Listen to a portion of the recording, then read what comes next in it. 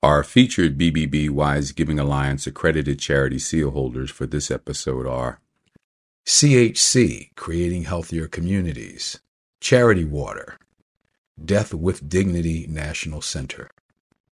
To find out more about these and other BBB Wise Giving Alliance accredited charity seal holders, go to give.org.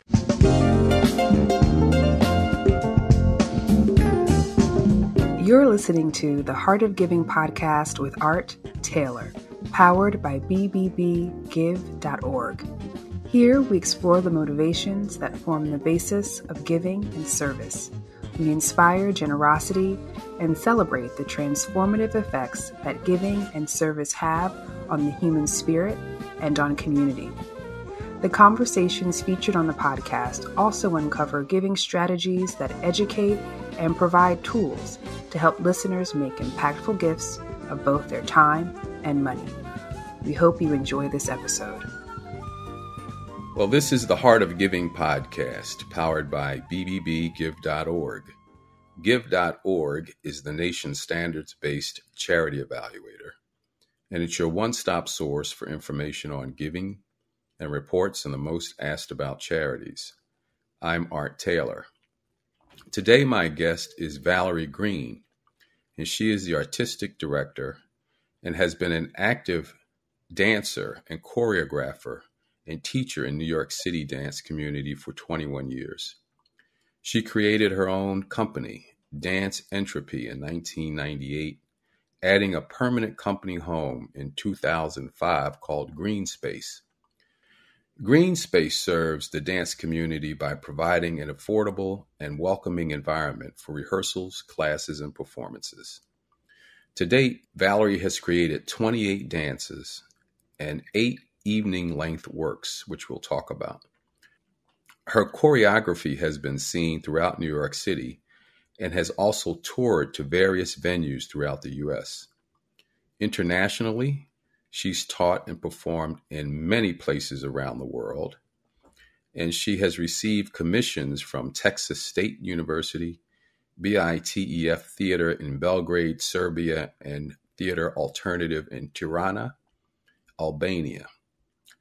She's also taught at UNLV, Texas State, LaGuardia Community College, University of Nanterre, France. She's also taught at many universities in the United States and other places around the world.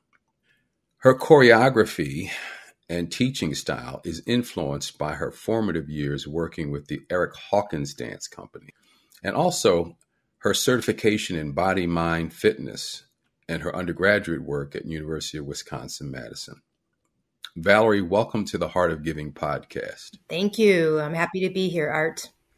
Valerie, we've done a number of shows on people who have used the dance arts to give back. And I've always been impressed that our physical motion can mean a lot, not only to our well-being, but also in our ability to communicate and share what we're feeling with others. Have you found that to be the case as well with your work, both in creating dance and performing it? I would say yes, as it's been my life's work. I started dancing when I was 3 and I never stopped. And I've been in New York City for over 28 years now, contributing to this community and field. And I think it's in a way, it's all that I am. And it's a way to share, to receive, to give, to be in community with one another across many different communities and audiences and venues and places. And it's a very, I guess, I want to say, subtle and or unique form in that you don't know how you might connect or touch someone based on their life experiences. Yeah, it's very true. And I want to also say, you mentioned 3 years old, because every day I get a cache of videos from my daughter and my daughter-in-law featuring my grandchildren. The oldest one is now 5.5, and the youngest is 1.5 years. And they're dancing. And it's so amazing. It's almost like innate that we move our bodies when we hear a rhythm or a sound. I'm not sure where that comes from, but when you said 3 years old, it made me think about my own grandchildren and what I see in them. I guess that was the case for you, but is this normal? I guess it is normal. Well, actually, I think it's an interesting point you're bringing up because children are very not so inhibited at that age and they hear music and the body wants to move. And that's a natural reaction to music and rhythm. And I want to say like the joy in one's birthright. But as we get older, a lot of things happen to us that sort of takes away some of that openness. And, a lot of things get layered in and things happen to us. So it sort of can change the person to not be able to express themselves in this open and free way. Yeah, I think everybody has it in the beginning of their life, this freedom. And then depending on our life experiences, parts of it gets, I want to say, clouded, not exactly taken away, but like a layer goes over us where we can't shine in the same way. Interesting. And what can we do to keep that? Because I think it's so important to feel that freedom. Well, for me, the dance, I'm 51 and I know no world without movement and dance.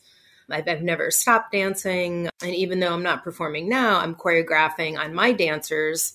And, it is all of me, but it's through them. But it's still me with them on the stage, even if I'm not, dancing or through all my teaching work. But movement is essential to our being and our health. And when we're not in our bodies, a part of us is also not even present in the world or in relation to others or ourself.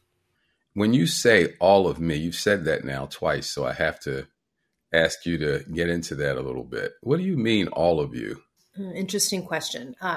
In making a work, it's such a deep process that has so many different layers of investigation, exploration, questioning.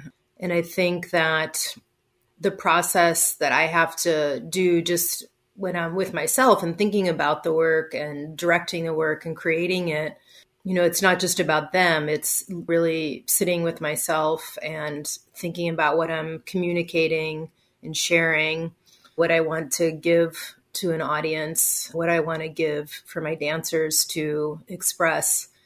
So I guess when I say all of me, I think of it as exploring all parts of my being and then offering them to others.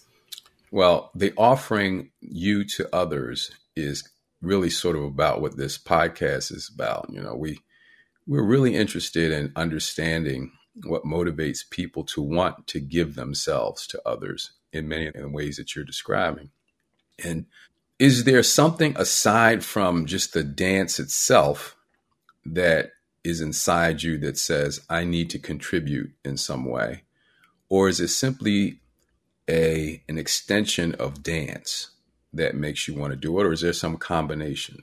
Well, I think it's a combination. Like first, I love to dance and create and express. But for example, in creating my studio, Green Space, which is a company home, it was always from the beginning a shared intention to not just have a home for the company, but have a place for the community to have a place to connect, to create work, and to share their work. So it was from day one in creating my venue to have it be a space for the New York City dance community. And the different programs there are opportunities to give people chances to do their work, to create their work, to take risks, to try new things. And it's a giving to the dance community to have access. So that's one bit of it, but I'll pause for a second before I go into my other work with the community if you want to remark on that. Valerie, you created this space for a community of dancers in New York quite a while ago. What were you seeing back then that gave you a sense of the need to do it? And what made you follow through with that and try to create this space to begin with? Well, at that time, I was managing a studio in downtown Manhattan, and that's where all the sort of modern dance contemporary studios were. And they were slowly being lost to luxury real estate, one by one by one. And I noticed at that time that something was starting to happen in Williamsburg, Brooklyn, which is the first neighborhood outside of Manhattan. And so I thought, well, that's going to happen in Queens. And there's not really anything in Queens. So I'm going to build it in Queens and see if they will come. And so that's what I did. It was a very, very strategic move because there was only one place that was a rehearsal studio, but nothing in all of Queens. And Queens is a huge borough.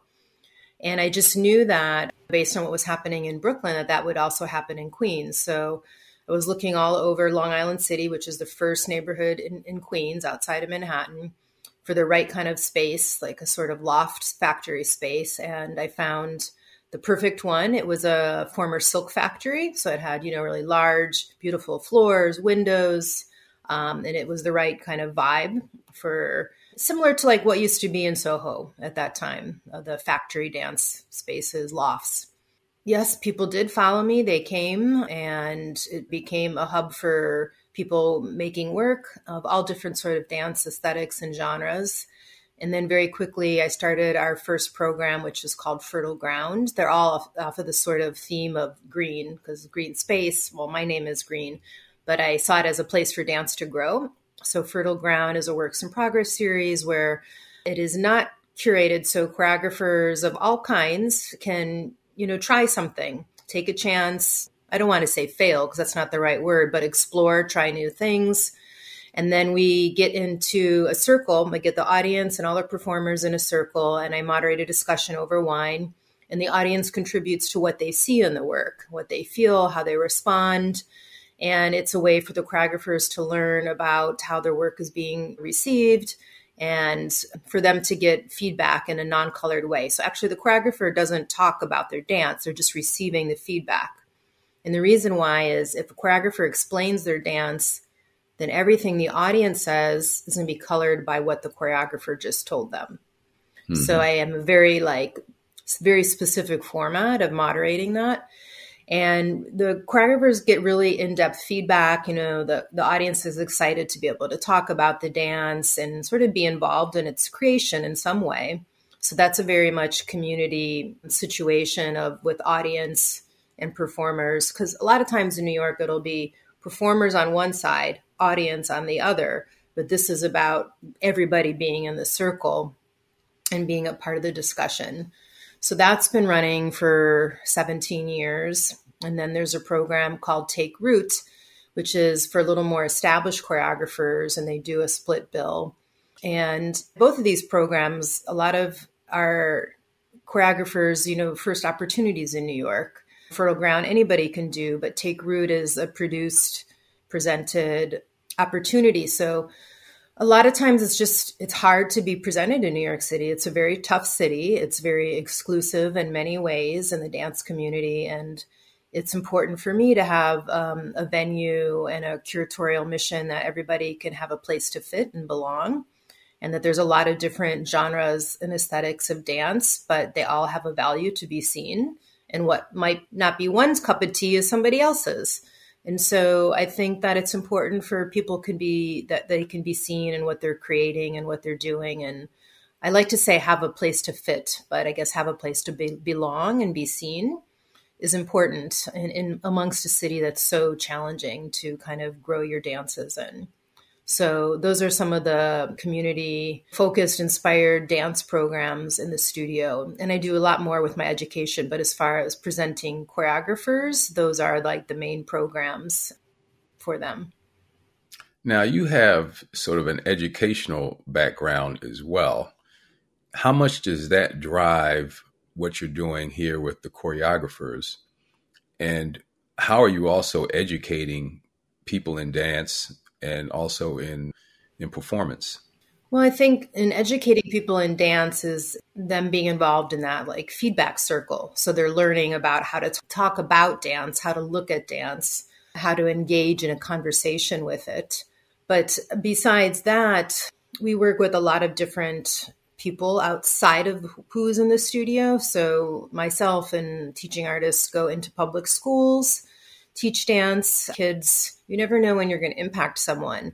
So if you're going into a classroom in New York City and teaching any kind of dance style, like you don't know what moment you're going to make a difference in someone's lives. So I think that it starts at an early age to have access to the arts, to see it, to have people want to teach you it, to have more personal connection is part of growing, future dancers, future audience members. And we also work in older adult centers, and our residencies there are not just going in and teaching dance, but we make a dance with the older adults. We bring them to my studio so they see one of my new works in progress, and then we talk about it and have a conversation there. We also do a performance then at the end of the residency in the center. So we feature the older adults in their dance, then my company performs with them. I think these ways of being in community are just important for many reasons, like connection, education on dance, growing audiences. I don't see it as just giving, but there's a lot of receiving at the same time, because if I am teaching in a senior center somewhere and I see someone laughing and smiling and, they're older than me, their wisdom, their life experiences, like there's still like this beautiful reciprocity and just this engagement together. And I find it very special. So we all impact one another. Even if I'm giving the offering, someone impacts me and how they receive it as well. And it's like a mutually beneficial relationship. I want to go back to the establishment of your studio and ask you, what you did isn't easy to do. And there had to be moments where you were not getting what you wanted and had to kind of fight through that. What kept you going? And what were some of those moments, if you can remember back, where you might have felt, I don't know if I can do this? Well, what I can say in my strategic move to Long Island City over 18 years ago is seeing how much the landscape of Long Island City has changed. And, there's luxury high rises all over the place now. It's a totally different neighborhood. And so the obstacles along the way were the rent increases, big jumps in my rent to come up to market value of the changing landscape. Even made a whole dance in relation to that called Impermanent Landscape. So the biggest challenges were the increases with the rent, and also seeing, as an organization, Dance Entropy, can it be strong enough if there is no studio attached to it? Can my work and my educational programming, because the not-for-profit is sort of break it into three arms: the studio as a rehearsal space and all its programming, the company, which performs all over, and the third part, the education. So if I didn't have the studio, would the organization be strong enough without it? So strategically, I've been trying to make sure that the organization, basically is strong enough without it, that if at one point I choose to not have the studio because it is a lot of work, that the organization can survive. So that's sort of been the challenge, to keep like strategic planning ongoing for the changing landscape of you never know what's going to happen. And I think because it's my life work, somehow I never gave up or wanted to give up. And I think what's kept me engaged and interested is that I keep shifting what I do inside my organization with my interests as well. Like in the last many years, I've been going deeper into my movement healing work and movement and trauma. And, that's growing inside my organization. So I think as long as I keep growing the organization along with my sort of curiosities, it can stay fresh in some ways, but it's still a lot of work. I'm certain it is. You mentioned that the challenge is sometimes in getting the pricing right for a facility and trying to figure out if you even need a facility to carry out your mission. I'm sure you prefer to do it that way. But I think it's very interesting that you have even considered operating, if necessary, without a facility. And I say that because there are a number of organizations that I know of right now that are in very precarious financial situations. And they're making decisions around, do we close or do we get our situation to a place where we just keep the lights open or keep the doors open, keep the C3 in place and build from the ground if we have to, give ourselves time to develop new sources of revenue, new program models, and come back and approach this mission in a fresh, more startup way. And every organization I talk to that is in that position say, no, we're not going to close. If we have to, we will go down to bare bones, but we're not going to close. And we're going to fight our way through it, recognizing what many people don't understand about nonprofits, which is most of them have to raise all the money that they plan to spend in the same year. So you start at zero. Most organizations start at zero every year. If they want to run a program, they have to raise all the money that they want to raise for that year and in that year, or else there is no program. And most people don't quite understand that. But it's one of the more courageous, I think, decisions that people make to work in nonprofits or to start nonprofits, because you never know if you're going to get the funding that you need to operate. You never know what your costs are going to be, so that maybe what you're doing this year might not work next year because the cost structures have changed, as you've seen. But people persevere. Now, maybe in your case, you're persevering because, as you say, it's just my life. You can't even see yourself doing anything else. But there are lots of people who can see themselves doing other things, but yet they persevere with these missions. It's just remarkable to me. What do you say about that? Well, a lot of what you're saying is resonating for me. And, I have, honestly, some questions myself. Like, I've been doing this a long time. Like, part of me is ready for some sort of shift and change, but it's hard to understand. I can't imagine to not have the studio, but I'm thinking about succession planning. I'm trying to strategically plan, as I'm sure you know, many founders of not-for-profits, how they make plans to step back because of facing burnout. So these are all things that are very alive for me right now, and figuring out how to manage these large questions. Like, I've spent so many years building this. It's not something you want to just drop or walk away from. It's to figure out how you can I want to say, maybe honor myself and honor what I built and honor the communities that I serve. And it's not an easy thing to figure out. There's a lot of moving parts. So I don't know that I have the answer to it.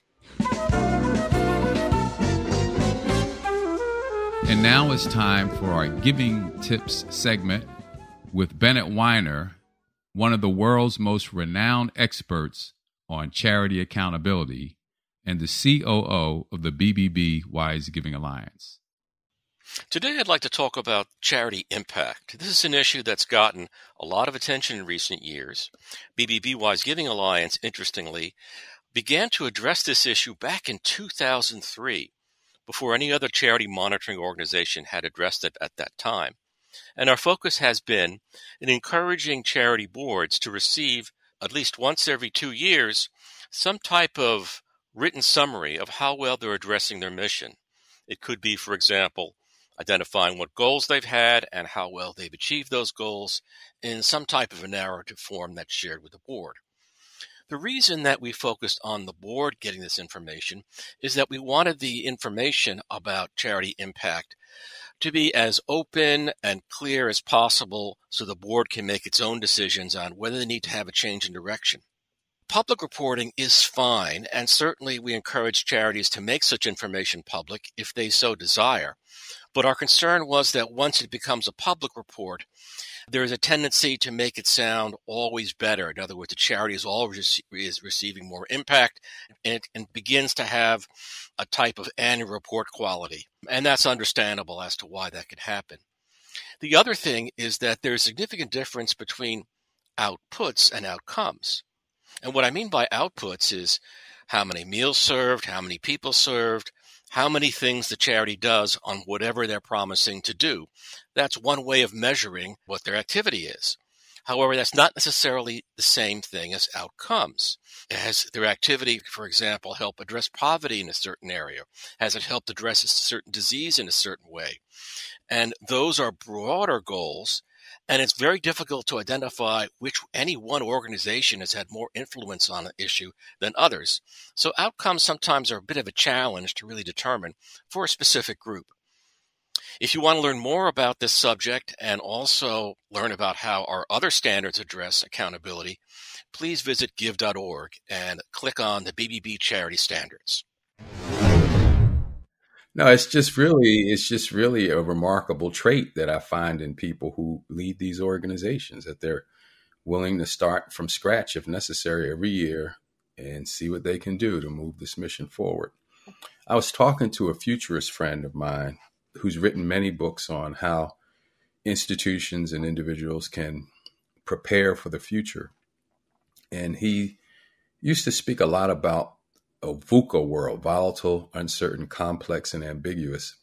He says, but VUCA doesn't quite really capture the actual world that we're living in today. And he says what more directly captures this world is concepts such as brittle, anxious, nonlinear, and incomprehensible.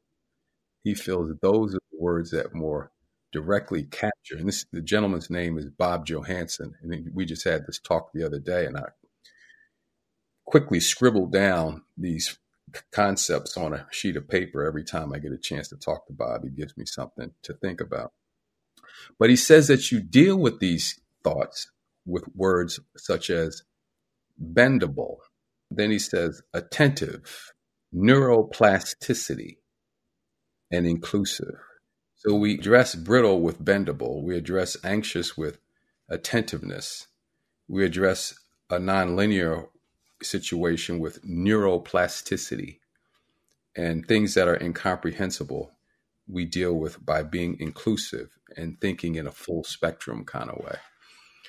And I don't know if any of those concepts seem to resonate with you, but when I think of small nonprofits that are trying to achieve a mission, they very much have to be inclusive to deal with things that they don't understand, right? You have to reach out to people who you don't know and try to find new approaches and answers to questions. And yeah, problems aren't linear always, right? Especially in the world that we live in. We wish we could say, all right, if I solve this problem, then I know I can solve that problem. But it doesn't always work like that. It seems like there's a constant flow of issues that we have to deal with that makes it very difficult for us. But if our brains can be more malleable and flexible in understanding how things fit together, we might have a better chance of that. And obviously, attentiveness, just being willing to attend to the issues. Now, in your case, you mentioned a really important phrase, burnout. And we should talk about that some in just a second. But being attentive is important and bendable, right? We might be able to operate without a facility if we have to. Maybe there are some greater things that can come for our mission if we free ourselves from the concern about a facility. Maybe we can do more. But I want to ask you about this question of burnout, because that's key. Lots of nonprofit leaders feel that. How are you managing that?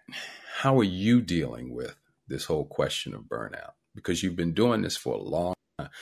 Then this month, I celebrate 23 years heading the BBB Wise Giving Alliance. And I'll tell you, I'm not interviewing myself, so I'm not going to give you the answer how I deal with it, but I want to hear how you deal with it.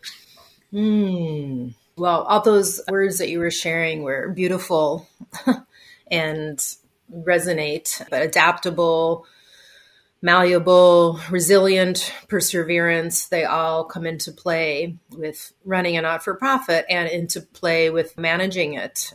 Even if one has people working for you, there is still this strategic oversight and management of the team.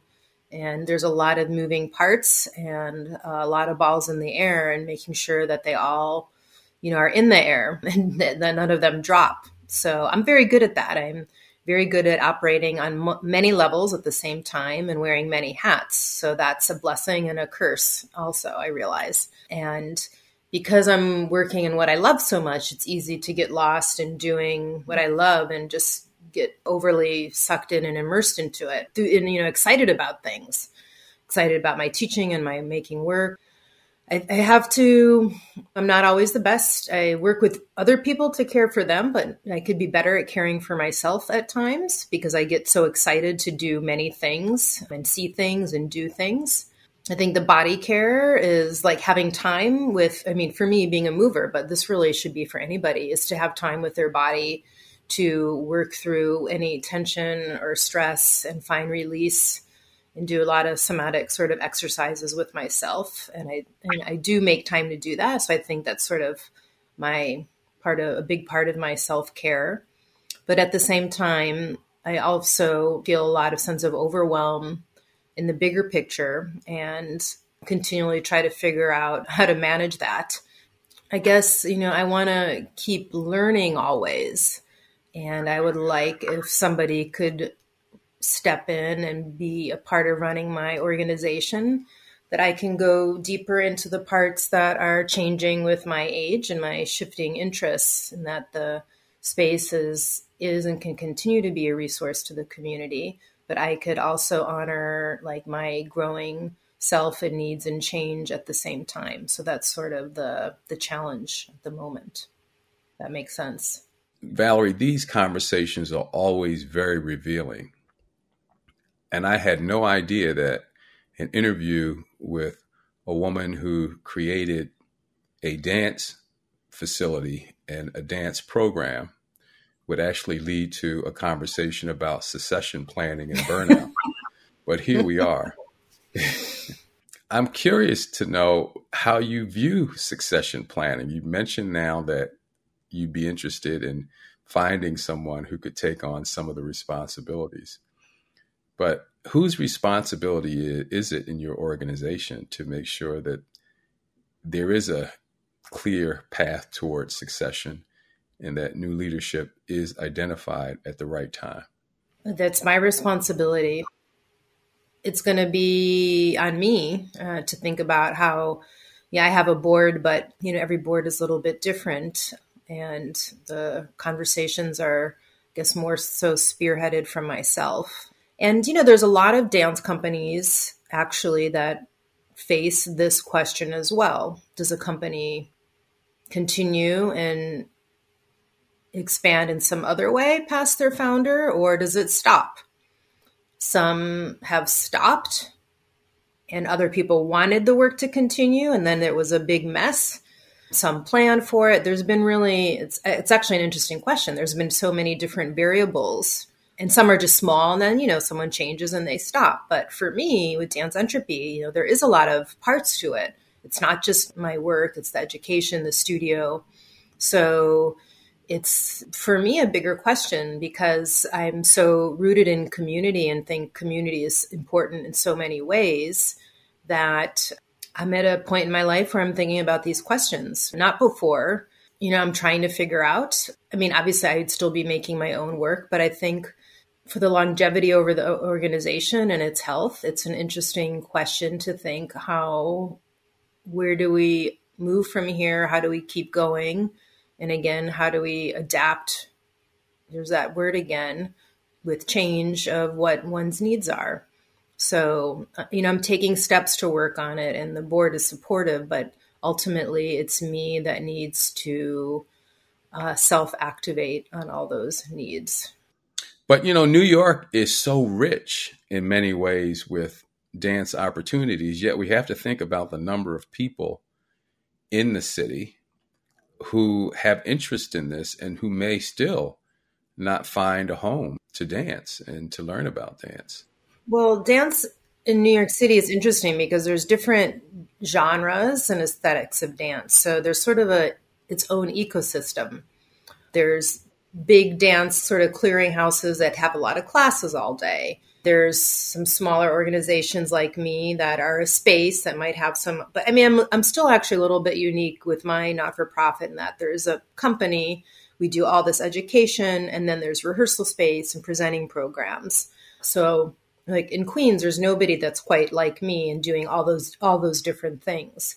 So there is people that are renting rehearsal space all over New York City from different kinds of dance organizations. And some are just small studios that are just rental spaces. Some might have classes. Some might have shows. So there's like an interesting ecosystem of dance venues in New York City, but somehow there's an ebb and flow to it all. Something new emerges, something goes away. But what I can say is that the dance community of New York City is very resilient and will keep persevering, because dance is the art form that gets a chop off of funding like continuously. And I feel like dancers and choreographers are always trying to reinvent themselves to survive in this city. And it's sort of the survival in the fittest in a lot of ways. This is not for everybody here. It is a hustle, big time.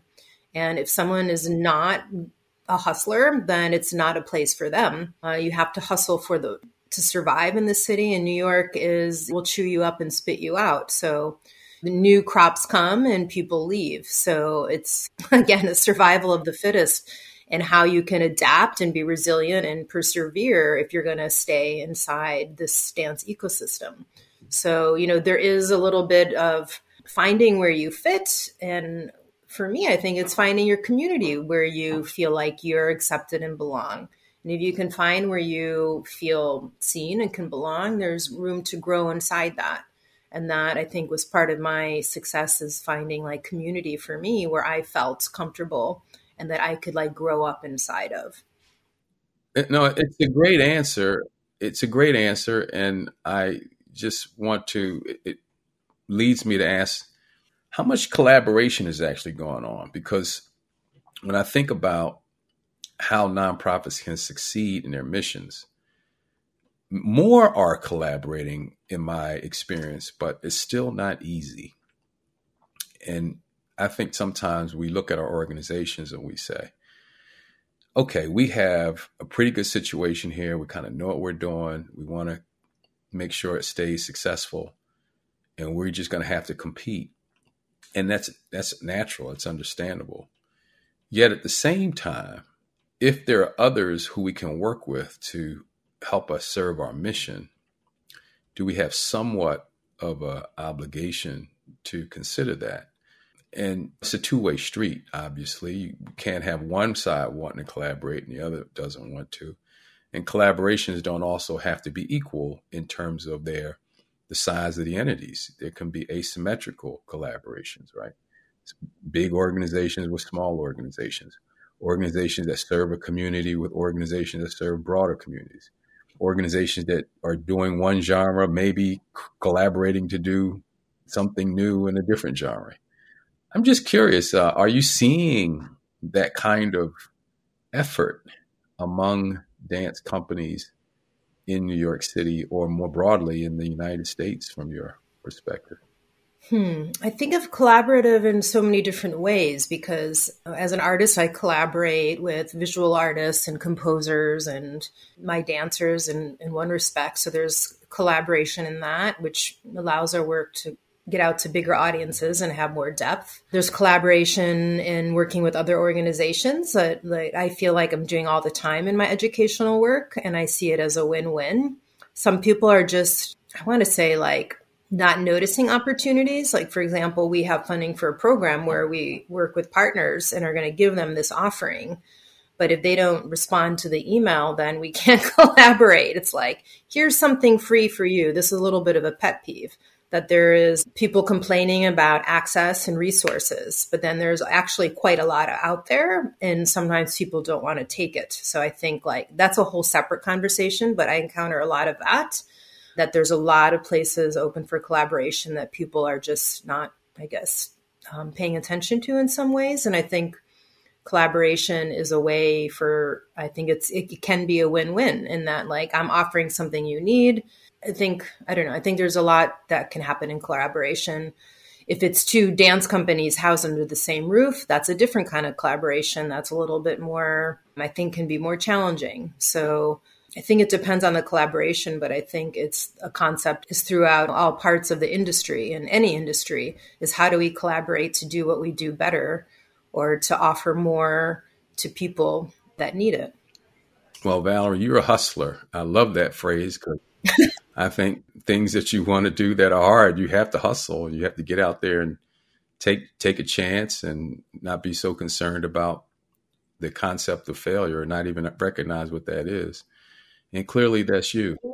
Yeah, it's funny because I keep going. I want to do something. I figure it out. I'm very curious about things. And honestly, I'll keep trying until you tell me no. So, Well, sometimes you keep going when they tell you no, right? I mean, you think about many of the great institutions that have been created in the world. Somebody heard no somewhere along the way, or it's crazy, especially with a nonprofit, because you don't have any money. You don't necessarily have a whole lot of people who are with you. You just have this idea and this energy and maybe this talent and this will to actually make something where something does not exist. And by the way, in many cases, it's something that the marketplace has already said, you can't make any money doing that. So there's no business case for it. But people do it anyway. It's the most amazing thing about nonprofits. yeah. And people do it. Yeah. I just want to say, you said will, talent, and what was the one? Energy. You got to have energy. Energy. That's it. And they make it happen. So kudos to you. We're coming to the end of this, but I wanted to give you a chance to tell our listeners how they can be supportive and connect with you and in the work that you're doing. Sure. So you can find us naturally on all the social media channels at Dance Entropy and at Green Space Studio. Also, those are our websites. So danceentropy.org, greenspacstudio.org. You can call us, email us. Our websites tell you everything that we're doing. One is more about the studio and all the programs, and one is more about the company and all our education. But it's all Dance Entropy. We love meeting new people. Come see a show. If you want to take a class, if you want to collaborate, you can find me. If you want to give a donation, you can find me. And I hope we reach some new people. And I'm happy to have been here, Art, as a part of this conversation. Well, I love the idea of entropy, although what you're doing doesn't feel totally like randomness to me. Well, it's organizing the chaos. Okay. All right. There you go. Organizing chaos. There you go. Making sense where there may not necessarily be any sense. Is that what we're talking about here? Yeah, I think of Dance Entropy as organizing the chaos. There's all these possibilities, and I bring it together into something hopefully beautiful. Well, I've seen some of your work on YouTube, and it is indeed beautiful. So congratulations for that. Thank you. Now, to all of you who are listening, this is a weekly show, the Heart of Giving podcast, and you can find a new episode every Tuesday. I hope you'll subscribe to the show because that's how we grow our audience. We don't have a big marketing budget.